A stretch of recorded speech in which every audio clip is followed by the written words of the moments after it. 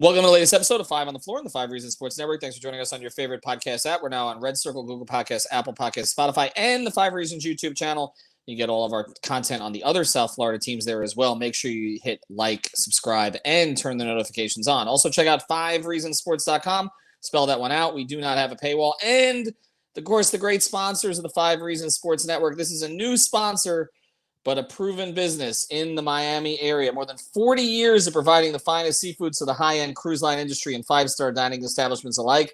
And now Ocean's Finest offers the same superior quality seafoods right to your door. Family-owned and based out of Miami for over 4 decades. They carry the best variety of premium seafoods from jumbo shrimp and large snow crab legs to individually vacuum-packed beautiful portions of Atlantic salmon, mahi-mahi, ahi tuna, and more that allow you to eat as you go while remaining fresh for longer. Perfect for summer barbecues and parties, and also makes the ultimate Father's Day gift for dad. And if you're listening to this on Wednesday or Thursday, you still have time to get it delivered for Father's Day, and to do so while getting 20% off. If you use the code 5RSN, that's our product code 5RSN at oceansfinest.com. You can get it delivered by the weekend. So check it out, oceansfinest.com. Your seafood source, and again, a business that's been there for 40 years and now can deliver straight to your door.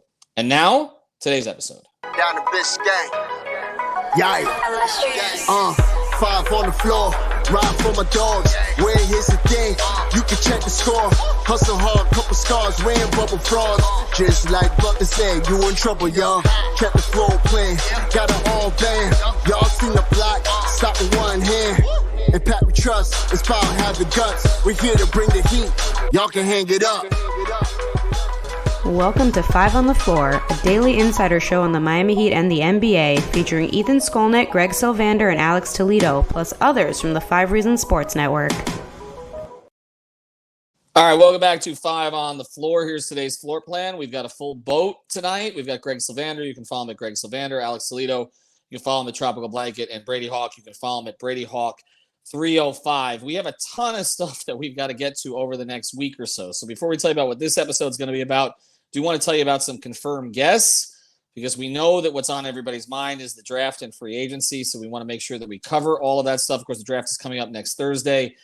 So first, we're going to talk to Bobby Marks on Monday. You know him as ESPN's cap guy. He's going to go through everything with us on Monday. We've had Bobby on the show before. It tends to be one of our most popular episodes. We're also having our guy Sean Hyken on. Familiar with Sean's work, used to be in Chicago. He's covered the Portland Trailblazers for the last few years. He's plugged in with that Portland front office, and he's going to talk to us about Dame Lillard also early next week, Monday or Tuesday. We're also working on Mark Schindler to help us with draft coverage. That's on Sunday. We've got other guests coming. So Five on the Floor is where you're going to want to be, and we're going to be publishing regular episodes. But we do want to keep tying a bow on the last season, because some of that now projects to the next season. And so today, Alex and Brady were at exit interviews in Miami at Kaseya Center. And just to be clear on this, players do not need to speak. They are not required to speak, but sometimes it's instructive when certain players don't, okay? And I was not expecting Jimmy Butler or Kyle Lowry to speak, because I don't believe either of them have at exit interviews for the Heat before. I feel always LeBron did it, I think, except for 1 year. Dwayne always did the exit interview. It's not Jimmy's thing. So I was not anticipating either of them would. Others who did not speak: Cody Zeller, Kevin Love. Again, I wouldn't look into much related to either of them, but also Tyler Hero did not speak. And I thought there was a chance maybe that Tyler would speak. And am I missing one, guys? Is there? Oh, Caleb Martin. But again, I wouldn't look much into that. He's under contract. Caleb's always been very sort of cooperative, open with the media, and does a bunch of this stuff. Yeah, so let's look forward now at some of the players who did speak and get into some of their comments. And I think we start here. Max Strus and Gabe Vincent. We'll talk about Bam as we go forward. He did speak. Erik Spoelstra spoke. We'll layer in some of that stuff. And we will try to touch on some of what came out today about Bradley Beal, but we want to do that in other episodes. But let's start with Strus and Vincent, Brady and Alex, because I think there seemed to be a consensus in listening to them, and I want to see if both of you guys had it, that maybe one guy feels there's a better chance of him being back than the other. Is that fair, Brady? I think both are pretty aware of their situation. I think that's the first thing. I think there's obviously a human level to it where you're going to hear them talk about, like, say this stuff, how much they're going to look back over their recent years kind of thing and look at what this Heat organization means to them and all of that stuff. But to your point, there was a calmness to Gabe Vincent's interview where it felt like there's an idea that maybe he feels like he'll be back in a similar situation. As for Max Strus, was a little extra in the direction of like really making sure he gives his props to the organization. I even had some stuff where he was talking about I couldn't have asked for anything more. He kept talking about how grateful and thankful he was for the opportunity. He said, this place is always going to have a special place in my heart. And those words, it makes you think about it in a certain direction, maybe. And that's the question, I guess. That was in terms of tying a bow on kind of filling in these days in between. I think that's the important part here, because I mean, I know you've done way more of these extra interviews than anybody heading into this free agency stuff, but like, it doesn't feel like you're going to get a lot out of these guys. Right. But the only thing you're probably going to get is just their general mood and which direction they lean. And I think you kind of got that today with the directions that they kind of put forth. Yeah, and their agents typically tell them to keep certain things under wraps and to say, thank the organization, we're keeping our options open. It also, again, speaks to the quality of both people, I think, and what they've done in the organization and how much they respect what the organization's done for them. And so I'm not surprised that Max spoke about it today, even though some guys would duck it, or that Gabe spoke today. Both of them have been incredibly cooperative with the media all the way along to this point, and I wasn't expecting anything different. But, Alex, I guess in both cases, first thing, a lot of it's dependent on money, obviously. It starts there. It starts with luxury tax and second aprons and all kinds of stuff we're going to get into with the CBA and what the Heat are dealing with. But also has to do with a couple of the other players already on the roster and under contract, because Gabe Vincent's situation in some ways maybe tied to is Kyle Lowry here, right? Like, because, are you going to pay that much at the point guard position if you're not going to move Kyle? And in Strus's case, similar, I think he's affected by Duncan Robinson, because is Duncan going to be moved somewhere else, which maybe makes Max a little bit more valuable to you. But if Duncan's going to be here, and we don't know that, they don't know that at this point, then Max becomes somewhat expendable, particularly if you're adding backcourt help and depending on what happens with Hero. Is your conclusion kind of the same as Brady's, that maybe Gabe sees more of a path to return here than Max does? Well, yeah, I think that's how it came out, just with the way that they spoke publicly. I think, like Brady said, they both realized the situations that's kind of ahead of them now that the season is over. I'm sure they didn't want to have to, really answer questions about it, like, 2 days or whatever after being eliminated from just an intense, incredible, magical, whatever you want to call it, championship run as an underdog. I'm sure that, all of it just happened so quickly. Like I said last time, in the blink of an eye, the finals are over and you're just out of it.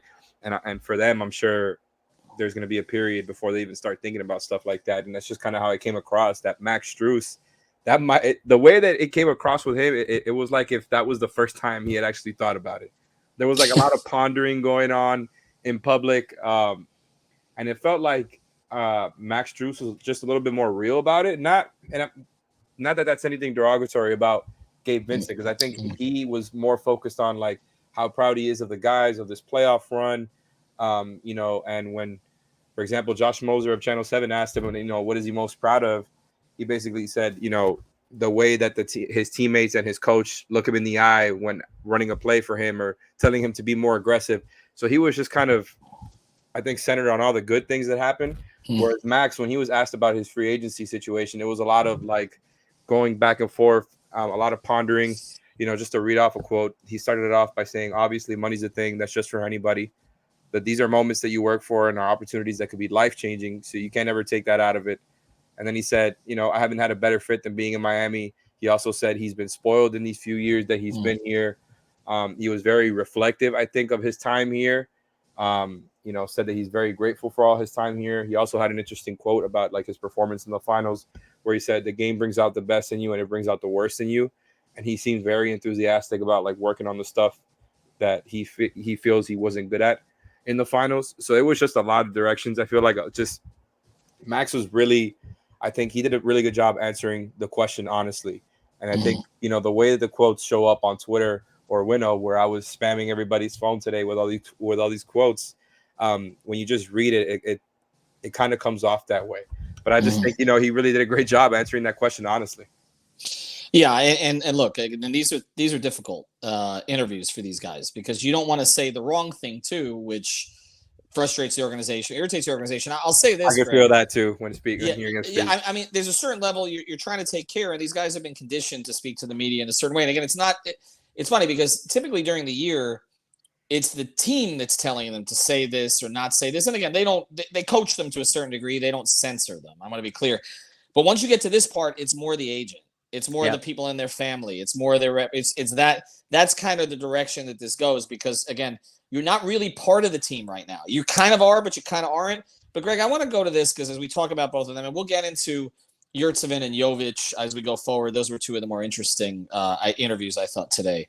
But I think what's getting people is not just that there's so many variables with Beal, with Lillard, with other directions that the Heat could go, with whether Robinson's traded, whether Lowry's traded, whether Hero's traded. But there's also this incredible disparity about what these two guys are worth. Like, I mean, the Gabe Vincent conversation, I'll tell you, when I spoke to a couple of agents during the season, you know, they gave me really high numbers for Gabe and Max. And I was like, are you sure? Team's not playing that well. You know what I mean? Like Max's number is really high.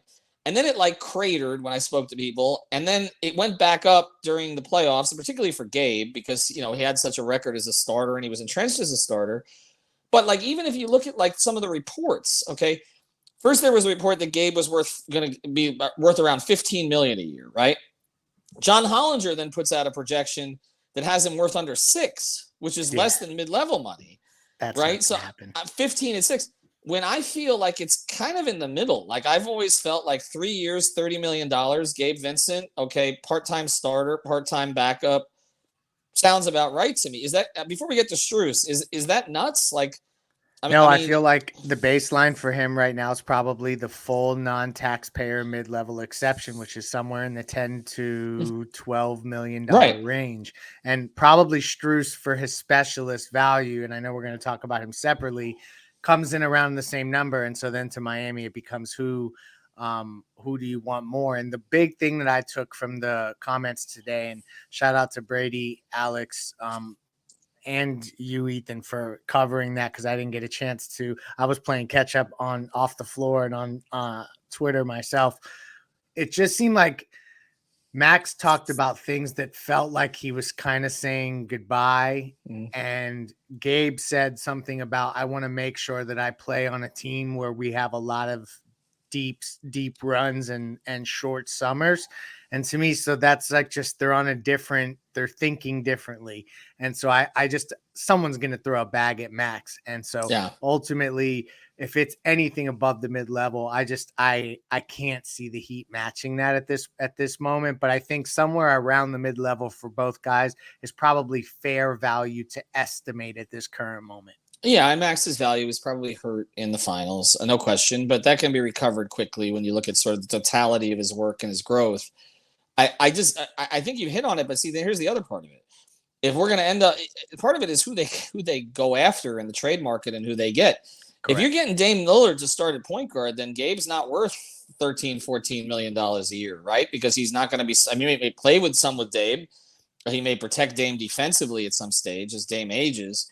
But I don't know that he's worth that kind of money. If you're talking about getting Bradley Beal, then that's a different situation because maybe you're playing Gabe with Bradley Beal in the starting lineup, and Gabe is covering up for some of Bradley's deficiencies defensively, which have sort of cropped up over the past few years, which, again, is why we need to do a completely separate episode on Bradley Beal. And for those who are not familiar with that, I don't want to get into a lot tonight because I do want to close the book on this team as much as we can.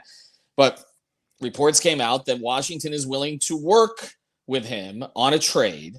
And it came from Shams, okay, and I know some of Shams' connections there, so I believe it's legitimate that they're willing to work with him on a trade if they're sort of going the rebuilding direction, which is something that they've never really been willing to completely do, even though they haven't had much success in the past few years, even while not doing it. So we will talk more about Beal, and there's the whole issue of whether he's worth the money that he's getting paid right now and whether or not you could get a Porzingis, and these are all conversations we're going to have as we go. But I came reading the quotes and then sort of looking back at some of the videos that were posted, I got the same thing. It felt to me like Max would like to be back, but kind of gets the sense that there's going to be more money from somewhere else. And if it comes down to that, is it really worth taking less to stay here when things are so in flux? You know, again, Duncan's situation, whether or not you get another two guard, whether Hero's going to be here. It felt more like a goodbye when these press conferences have been done before, and I've been surprised before. That's what I was going to say. We don't know, like, all these guys could get shipped out in some huge mega deal, right, and then they bring back Strus and Vincent as the supplement, like the very complementary pieces, so the variables are endless, but I think you're spot on otherwise. Well, here's the thing. I mean, I could count. I mean, there's 100 players who we could talk about, but just one who comes to mind, like Derek Jones. I remember his last year. All he talked about was, I want to be back in Miami. I don't want to leave Miami. This is where I want to be. He's Bam's best friend on the team at the time. Derek Jones was out of Miami. Okay. So sometimes we hear these things over and over and over. We're assuming a guy's going to be back, and it's not the case. All right. When we come back, I want to talk about a couple of the other guys on the roster who did speak today, and particularly Yurtseven and Jovic, because there are interesting dynamics with that as we look forward here, and also we'll get to some of Spo's comments. I do want to mention our friends over at Water Cleanup. You can find them at WCUFL.com, WCUFL.com. We know the hurricane season's already started down here. Call sign of water damage can happen, but it can happen throughout the year.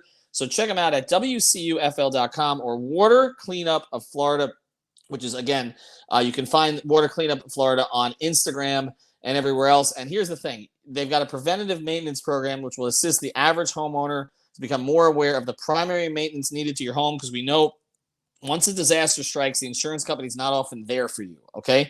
So check them out. You can sign up for that program. But if a disaster strikes or just any kind of a leak, mold, anything like that, reach out to Michael and his team at 954-579-0356, 954-579-0356. Great people. Him and Robert, also huge Miami Heat fans. They got more than 70-plus five-star reviews on Google. And what I always say, the thing I like best about them, because personal experience with this, okay, people that I've sent to them, if they don't think they can do the job the best, they will not take the job, okay? They will assess your situation, and they will make sure that they can take care of it for you. So check them out at Water Cleanup of Florida, WCUFL.com.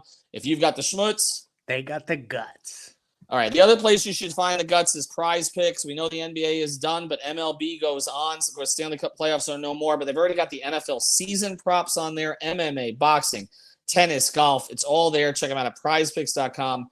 Make sure you use that code 5, F-I-V-E. Get that initial deposit matched up to $100. We're going to be running a bunch of promotional contests with them as well. So check them out at Prize Picks. Use the code 5, F-I-V-E. All right, let's get to – I want to get to Jovic in a second, but I want to get to Omer Yurtseven because he was kind of the forgotten guy this year. Also, another player who did not speak today was Oladipo. We should mention that. He was other. So, again, players have the right not to. Often it's about half the team that doesn't speak. And sometimes guys are already sort of on their way out of town. So that's the reason that this happens. So I want to get to Yurtseven. Alex, he was supposed to be a contributor this year, right? Like going into training, he even started a preseason game, and it just never materialized. It was like 2 years ago. Doesn't it? But he got hurt, which was part of it. But he spoke today as if a guy he's looking elsewhere, right? Like he does not think there's any place for him here. Yeah, I think for him, it definitely came off even more so than like whatever may have been thought about how Max Strus's comments came off. Like however you see them on text is kind of just how they came across in person as well. And, just to throw some out there, he said, I think my priority is to play, and that's the way to get better. And then kind of in the middle of that sentence, he starts going back and forth, and he said, and reach the potential of the team and improve personally so you can help a team win. So he started talking about how he wants to play, and then in the middle of it started talking about how it's more about helping the team. So what you were talking about before, like guys trying to say the right thing, very, very much felt that with Omer's comments too. Was asked about what he's going to work on this summer, and most of what he was talking about was defensive abilities and, being agile. He says he's gotten a lot better at that since his injury. He says he's feeling a lot better from the injury. But yeah, I just think the comments, a lot of it was having perspective after coming back from the injury, but you could tell he's eager to play. And it's just another guy whose status is up in the air because, look, I would probably think of him as the guy most likely to be gone next season, but you never know. You never know, right? Because what if they just, if you can get him back for whatever that minimum is and it doesn't really cost you anything, then it's not, if they just pick him over Cody Zeller for the same price and they just rather go with a younger guy and they've seen enough of Zeller, that wouldn't be the craziest thing in the world. I just don't think he's going to cost you very much. So that's why I'm not even sure if he's most likely to be gone, just because you might be able to retain him for the cheap. I don't know that he's going to have offers out there. And he wants to play. He really wants to play. And I always enjoy hearing him speak, great eye contact. He always seems like very enthusiastic about answering questions, just very soft voice. He would be a natural as a podcaster. Very, very like nice to listen to voice. But yeah, Omer, you could tell he really is enthusiastic about playing and thinks that he deserves to be playing. Yeah, well, I mean, here's the thing about a lot of these guys, and this is why I don't blame Omer for this at all. A lot of these guys, we think of them as young guys. In terms of NBA, they're really not. Like, Omer's turning 26 in 3 days. So he wants to play because he wants to establish himself so he can get a real contract at some point. And even though it does look like, okay, there was a spot for a big here, it just didn't feel like, even when he came back, that Erik Spoelstra was inclined to play him. And some of that was he fell behind, but also was defensive positioning, some of the things he talked about even with us before the season. But he feels like a real backup option for this team at this point. And I don't say backup like he's going to be the backup center. I mean, like, he would have to get no other opportunities somewhere else, I think, and then they would seriously look at coming back. I don't see him as a priority. But the other guy who spoke, Brady, let's get to him. Jovic, first-round pick. He talked about putting on the 16 pounds today, which is something we've reported before. I've watched him interact with Heat players throughout the run when they really seem to like him. I don't know if it's that they like his ability or they just like him personally, but like he seems like a natural kind of culture fit for them. And he is kind of like the untapped resource here, like, because he has all the skills that they need at that particular position if he's going to end up being a 4. I think he grew this year. It appears that he grew this year. I'm not just talking about the weight. Like he can end up being a 6'11", 7-foot guy with guard skills, but he's also the guy I would ask for to trade as a throw-in, right? Like, if you're not asking for Caleb Martin's contract, you're asking for Jovic. What did you get the sense of from him today? Yeah, so you mentioned the kind of gaining the muscle and weight. Just hearing you mentioned the 16 pounds, but hearing 220 to 240, that's just like a wild statement to hear, just from especially a guy that's literally in his rookie year. But yeah, he's definitely like a genuine, good-spirited guy, like just talking in general, being around the guys. You mentioned the players, but even the coaches. Like, if you watch him in his pregame warm-up, he has like 3. Usually every player has like one assistant coach that does their workout. He has like 3 that are usually doing stuff with him. The Karan comes over and he gives his game-winning shot that he's eventually going to hit. Like, they all have like feels like they put stuff into him to kind of move forward with. But obviously we know things are always going to change when it comes to the trade stuff. But yeah, I definitely took some things away in that regard. I asked him about kind of where he feels he's grown most from when he first got here to today, and he was just gave the pretty general answer of saying he's improved everywhere. He said he feels like he's really improved his shot. He seems like he's focused on like just overall movement in general. Like, it seems like he knows when you hear about gaining 20 pounds, like, you're thinking a guy's getting slower, but he's, I guess, been training in a way to keep him speed and just kind of create lateral quickness in a way that I guess that was questioned when he first joined this team. So I don't think there's no reason not to be excited about what you're going to see, especially hearing he's going to be playing in Summer League. Yeah. That's going to be a fun thing to evaluate, especially because we didn't even get to really see him in Summer League this past year. No. Like, he played a couple of games. It was up and down even. Like, he had one big game. But then, some of the other guys talked, like Jamal Cain, Orlando Robinson, and they were all talking about how excited they are, kind of those 3 guys to play together in Summer League, which should be a fun thing as well. You mentioned, like, guys, it feels like so many of these young guys in these exit interviews are just making a pitch for themselves. Like, anything. It's like Orlando Robinson was talking about, like, playing next to Bam and becoming a better shooter and trying to emulate stuff from Kevin Love, like hearing that stuff. Jamal Cain is always pretty real about his stuff, talking about some of the stuff, his improvements. And then Haywood Highsmith talked. He was asked about Summer League, and he was pretty much said, I just played in the NBA Finals. He's not looking to play in Summer League.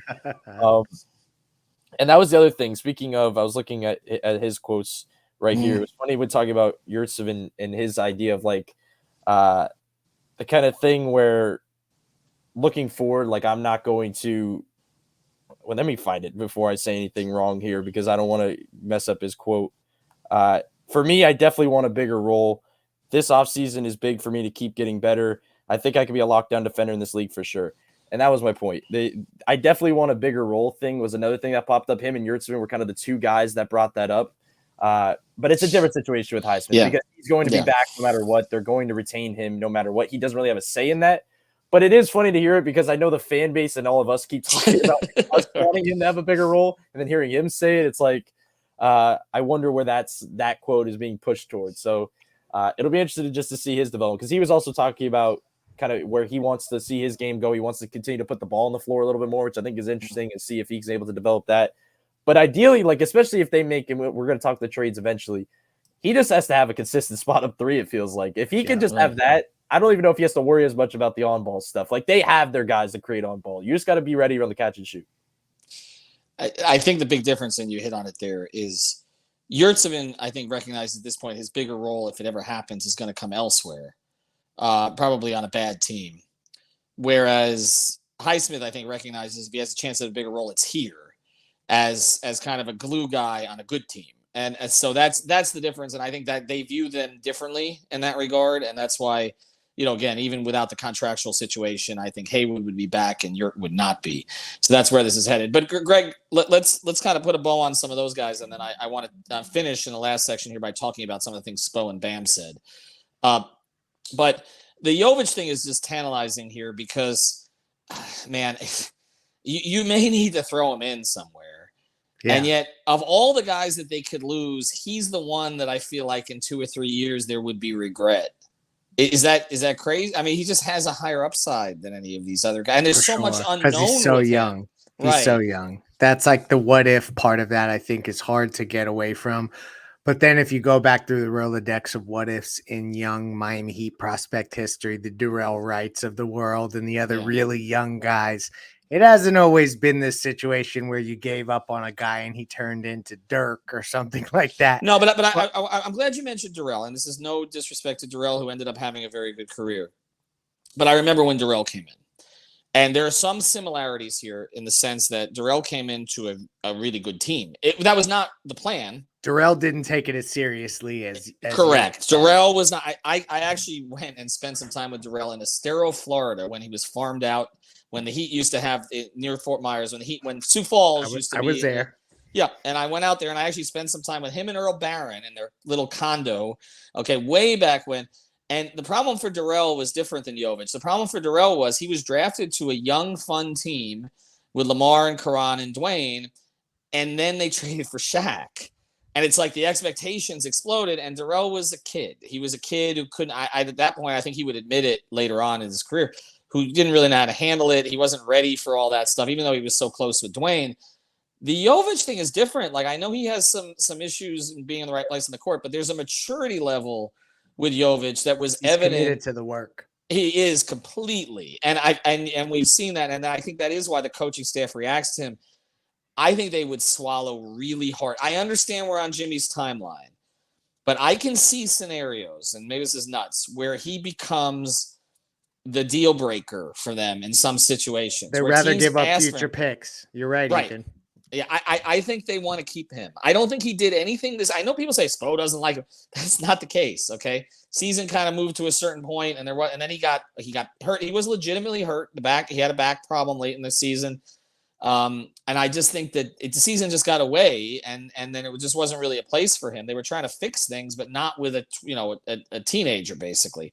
I think they would swallow really hard on that. I want to close. We're going to mention. One more sponsor here, Better Edge. Use the code 5RSN. It's betteredge.com. Again, there you're playing against others. You're not playing against the book. This is why it's legal in Florida and 43 other states. Check them out. We're still going to run competitions there during the summer on MLB and other sports as we go forward here. WNBA, for those who follow, we're going to start providing content related to that. Check them out at betteredge.com. Use the code there, 5RSN. That's the same code we mentioned for Ocean's Finest, and you get $20 free to play. Check them out at Better Edge. That's with an O.com. All right, let's sort of close here. And again, we are going to do Beal episodes, Lillard episodes. We're going to do all this stuff, okay? Siakam episode. Anybody who's out there, we're going to address need for the Heat, possibility for the Heat, etc. I want to close with Spo and Bam, but did either of you guys, Brady or Alex, Greg, read into Tyler not speaking today because he had an opportunity. If he wanted to say his piece, if he was frustrated with not playing, or he wanted to say about the whole recovery process, there was an opportunity today if he wanted to. And it's a choice. And there's no slight to anybody who doesn't do it. But did anybody expect him maybe to talk today? No. When he didn't get in Game 5, I didn't think he would talk. I mean, I don't know what that would do for him. Like, what we're right. talking, I don't know if that helps anything. Like, even if he is frustrated after what just happened, there's no reason to voice that to public. Like, it just is what it is at this point. That's stuff that they have to deal with internally. So I don't know.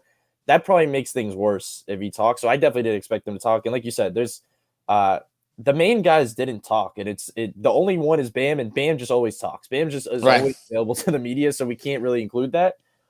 So I didn't really read into it too much, but yeah, I don't know what that would have done for him really in general. Yeah, it is amazing. Bam always talks, which is something I know sometimes people get frustrated with. I need to be more aggressive, but I give guys credit for when they're there all the time. And again, I wasn't expecting Jimmy or Kyle. Sarah, I don't know what else Kyle could say at this point. I think Kyle did speak at exit interviews last year, now that I'm thinking about it, because he made the comment about how the season was not a success, right? Wasn't that the season was not a success because they didn't win a championship, and people reacted kind of weirdly to that, right? From what we recall. So maybe he chose not to do it. And again, I can't speak for any of them. I was not expecting Jimmy to speak. He just doesn't at these kind of things, even if they ask him to. So this is not going to happen. All right, let's get to Spo. Give me one takeaway each, Brady and Alex. One thing he said today, that because there was a lot of platitudes and a lot of respect for his team and the teams that they faced. He said we have enough, we had enough, etc. But you knew he was going to say here. He obviously is never going to blame the front office or anybody else for not giving him enough. It's just not what he does. But either of you guys have one thing? I'll start with you, Alex, that jumped out from Spo's comments today. It's tough to pick one thing because I thought he had the most interesting comments, which is funny because Spo is usually, king coach speak. He's not going to give you much, but I guess now that since the conversation has, it's not necessarily about specific games or game plans or matchups anymore. He can speak a little bit more freely, and he was just, like you said, he was praising the team. He said that they had enough. He really praised the steps that Tyler and Bam took separately. He kind of had soliloquies for each one of them. It was interesting to hear him address Tyler's frustrations with not playing, and he kind of praised that about Tyler. He's like, I don't have the quote in front of me, but he basically said, I know how Tyler feels because, we're all competitors here, and you kind of want him to feel that way. And then just the stuff about Bam, he went on and on and on about how special Bam is. And me, I couldn't agree more. One quote he had was, he's a case study on how you can impact winning. And that partnership between Jimmy Butler and Bam Adebayo is special. I put that duo up there with any in the league. And he went on about, the offensive improvement, all the responsibility he has offensively with the scoring, the screening, the playmaking. He really, loved the ferocity. That was the word that he kept using that Bam plays with. And the most interesting thing to me of what Spo spoke about was when Cooper Moorhead of Heat.com asked him about the offense stuff and kind of how he feels after the way that this playoff run played out on that end of the floor compared to last year. There was a lot of talk about how they're going to have to change up the offense. And he said, it feels different than that. But that's the highest level of competition in the finals. You got to give credit for how they stepped up their defense, and they were extremely disruptive in specific areas. We will go through that autopsy evaluating that, but it felt different than Milwaukee 2 years ago or Boston last year, where we knew we had to make improvements. And he also said, if we didn't go through all that in the regular season, I think we would have really struggled in the postseason. And I think, people are not going to like that quote, though, Alex. You know that, right? You know why they're not going to like that quote? Because they're going to say, and this plays into something, Greg, you've talked about a lot, is that they're going to – I got some of this in the timeline, because it makes it sound like they think they have enough. And so, right, it doesn't project that. It says we knew we needed to make improvements. They kind of did. If everyone was healthy, they got to the mountaintop. They just didn't close. But they had enough largely because of him. Like this is where it gets so tricky, right? Like because Erik is, modest about this kind of stuff. And we talked about this early in the season, that there's this expectation, and I guess with what Erik is going to get paid here over the next couple of years, maybe there should be this expectation. It comes with the territory, right? But like, there's this expectation that he can again make chicken, salad out of chicken bleep all the time. And I think in some cases that hurts them, because you come back to this. Early in his career, it was like, okay, well, first it was Dwayne the first few years, but then it was, well, anybody could win with LeBron, Dwayne, and Chris, right? Which really isn't true, because we've seen a lot of super teams fall apart. But Spo's a much better coach now, and now it's kind of like, well, what if you gave him the equivalent of LeBron, Dwayne, and Chris? What would that look like, instead of giving him a bunch of guys that he's got to mold, who maybe have ceilings that aren't that high? But Brady, anything else other than what Alex said that kind of jumped out, and then we'll finish here with Bam and maybe a little bit of Duncan. Yeah, I'll say the last thing, and he had on the one quote that I thought was probably the most interesting, was when he said, I'd put that duo up there with anybody in this league, when he was talking about Jimmy and Bam. Mm-hmm. There was a lot of Jimmy and Bam today. And I'm not somebody that reads into this type of stuff because I'm not a narrative person.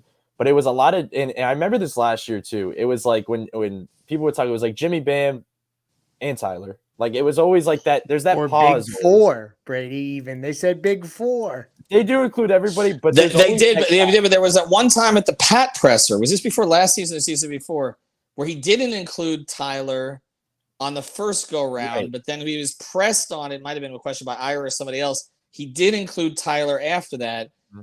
But Spo, like you said, Jimmy and Bam, Jimmy and Bam, Jimmy and Bam. It was just a lot of that in general. And then hearing Bam just talk about kind of the way that they play, kind of with Jimmy on this run, where he was talking about just they just willed their way through. Like, that's just kind of their mindset. And just hearing all that type of stuff, I guess, just was a minor takeaway. And then, just the way Spo talks about Bam, I asked him about some of the stuff like defensively, just if he feels he's grown, I guess, as a defender from last year, because there's always this look at him offensively, like improvement, but nobody talks about the improvement defensively. It was just interesting hearing them talk about, because you always talk about Spo and kind of the way he's been going at narratives and national media. I felt like that here too, because what I asked him about that, he said the quote was, he doesn't necessarily get acknowledged for that because he's not putting up the big shot blocking numbers or whatever metrics they look at. So he was like going at everybody here again, just saying he's always going to do that with Bam because he's always going to have his back in that way.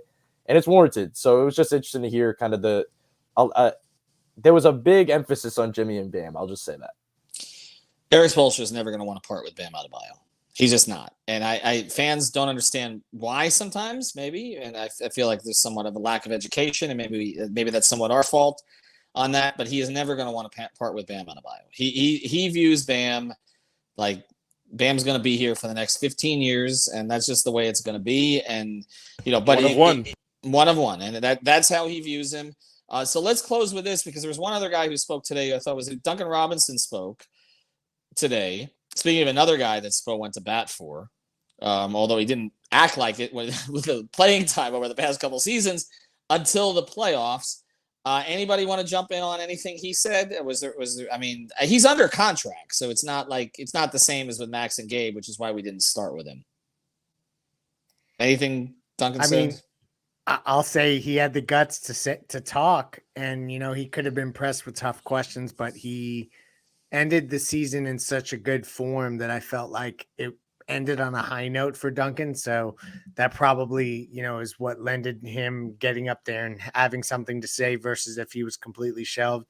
He saved the season for himself, and he goes into next year with a completely different perspective than I think he was going to have. And that's a huge part of this run that I think we shouldn't undervalue, whether he's in a Heat uniform or elsewhere.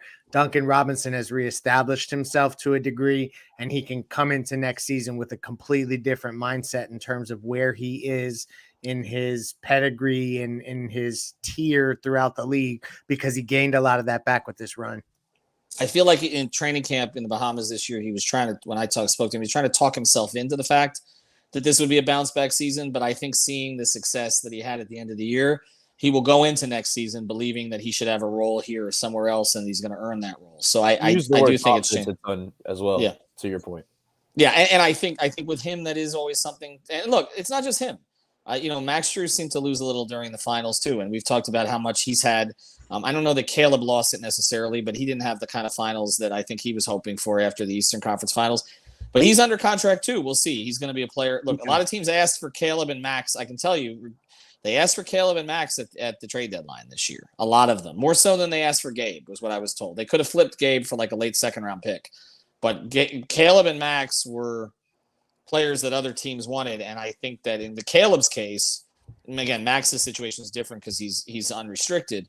But Caleb's case, that's going to happen again. And the Heat may have to make a choice. Some money may come down to throwing in Caleb Martin or throwing in Nikola Jovic. And that will be an interesting podcast, I think, if we actually have to do that one going forward. I know people want to talk about Beal, Lillard, etc. We will. We promise. We wanted to close the loop on this team. Thanks to our sponsors, oceansfinest.com. Use that code 5RSN. Get 20% off.